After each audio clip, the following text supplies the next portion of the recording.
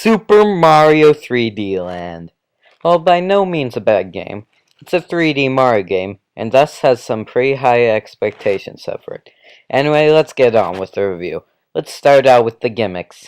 The many, many, many gimmicks. The name of this game is based off of the Game Boy Mario game Super Mario Land. It has nothing to do with Super Mario Land.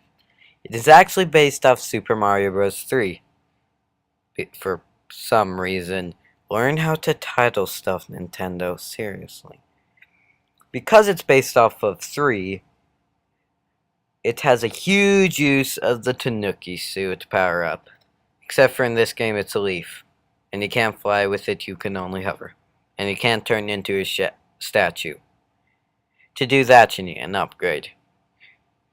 You also get an upgraded version of the hammer suit from Bros 3. Anyway, Tanuki suits and getting targeted by PETA aren't its only gimmicks. It also has star coins! In case you haven't played a recent Mario game, star coins are collectibles that can unlock levels. You should be getting more than enough to unlock all the levels. And you can also get free star coin minigames from Street Pass or Spot Pass. I get the two mixed up. The final gimmick is 3D, which is completely stupid and pointless and causes headaches and has no use for the actual game. But as the flagship game for a new console that has a 3D gimmick, I can understand it. I'll talk more about 3D when I go on and talk about graphics. Now on to the graphics so I can rant some more. Super Mario 3D Land is way too long to say on a regular basis. I'm gonna call it 5 for reasons you don't know yet, but maybe you've guessed. Anyway, 5 looks amazing. It really shows off the power of the 3DS and shows that the 3DS was more than a 3D DS. No, it's a 3D 2DS. You have no clue what I just said, do you? Anyway, the levels look amazing and very reminiscent of the new Super Mario Bros. Games. Since I'm counting 3D as graphical, I'm going to have to take off some points for it. It is a huge gimmick and isn't remotely useful. Even in sections designed to be used in 3D, 3D doesn't make the game even easier. To be fair, the game wasn't that hard to begin with. Now on to difficulty. Holy crap, this game is so easy! The levels themselves aren't the problem. Although the first worlds are easy, eventually the game gets some challenge. The problem is the death reward. Yep, they reward you for dying.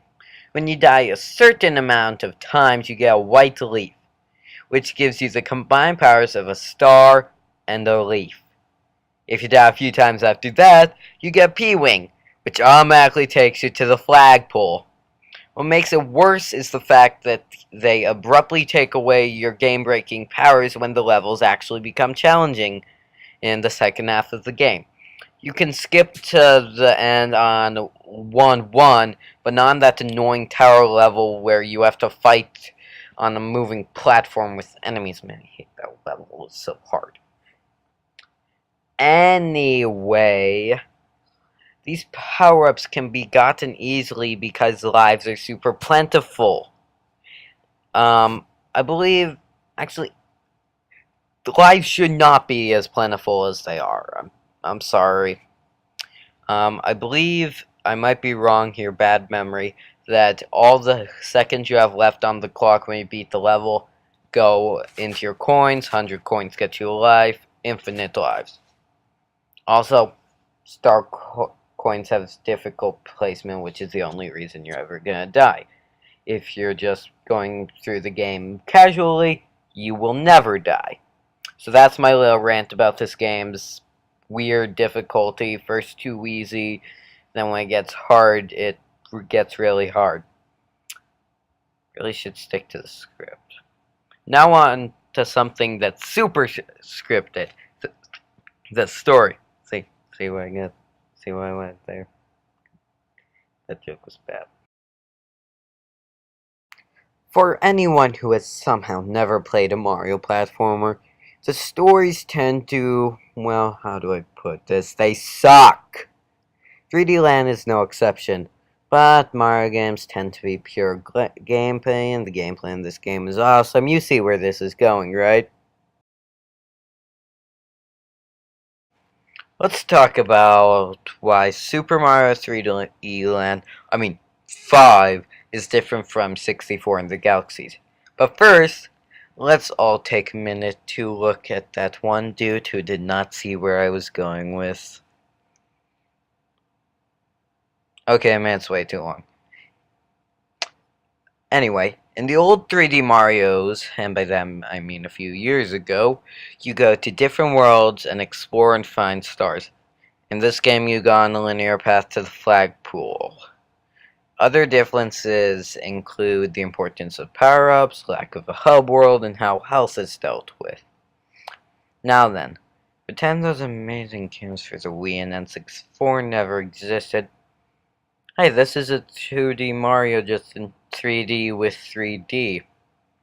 Did you get that? Nope. Oh well. Anyway, this game is not similar to, like, for example, Super Mario Galaxy. It's more like the new Super Mario Bros. Games. Not that that's a bad thing, those are fine games, but it's different and it's good for different reasons than the Galaxy games. Anyway, this is a bridge between 2D and 3D. That's what I'm going for. I read that in another review, I forget which, but that's where I'm copying that sentence from. So, this game does have great gameplay. It's very creative. No world is the same. Okay, that's a lie. A few are the same and just speedruns. It has nice creative levels. It's got creative worlds. Near perfect gameplay. Now then, what's this game's final score? Oh wait, first I've got to nitpick. Mind game rules, auto-scrolling, repetitive bosses, water levels, making you replay all 96 levels for the secret level, pointless time limits, and terrible 3D are these game's flaws. This has been nitpicking, now on to the final score. This game gets from me an 85 out of 100. A B. This is a great game, despite having some flaws. The 3D is useless, the difficulty is screwed up, I have a few more complaints, they're just nitpicking, but still, it doesn't affect the game too much. I would recommend buying it. Till next time, my name is The Ultimate Sprite Knight signing off. Peace!